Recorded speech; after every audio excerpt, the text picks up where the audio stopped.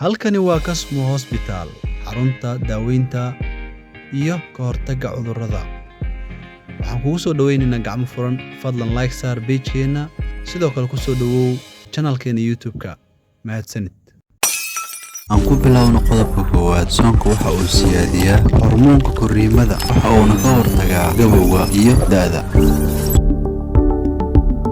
Faa'iidada labaad aan soo qaadanin waxay noqonaysaa soonku wuxuu naga ilaaliyaa kansarka, wuxuuna burburiyaa unugyada kansarka.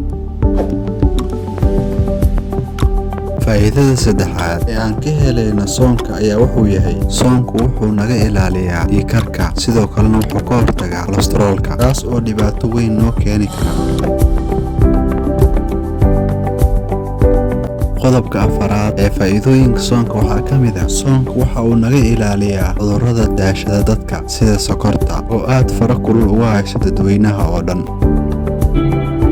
Faa'iidada shanaad ee uu leeyahay soonku waxay noqonaysaa soonku waxa uu yareeyaa inflammation-ka ama caabuqa iyo infection-ka, kuwaasoo fara ba'an ku hayo dhammaan bulshada qaybaheeda kala duwan, caruur iyo ciroolaba. Weli faanoole fara kama qodnee, weli waxaan bartamaha ka maraynaa barnaamijkeenii faa'iidooyinka soonka. Qodobka lixaad, soonka waxa uu siyaadiyaa soo saarka tamarta jirka, wuxuuna kor u qaadaa shaqada unugga. Weli waxaan dhex muquuranaynaa barnaamijkeenii faa'iidooyinka soonka. Qodobka toddobaad, soonku wuxuu kor u qaadaa difaaca jirka iyo awooddiisa iska caabinta infekshannada.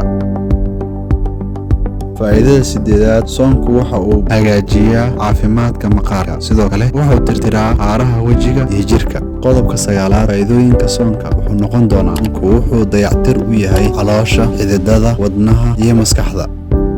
Qodobka ugu dambeeya ee ah qodobka 10aad, soonku wuxuu faa'iido u yahay dhammaan jirka bini'aadamka. Sidaa darteed waxaa lagu talinayaa qof walba oo muslim ah inuu soomo soonka waajibka ah, sidoo kalena uu ku dadaalo maalmaha Khamiista iyo Isniinta haddii uu heli karo. Soonka waajibka iyo kan sunnada labadaba waxay faa'iido u yihiin jirkaaga. Sidaa darteed faa'iidooyinka jirkaaga ka faa'iidayso.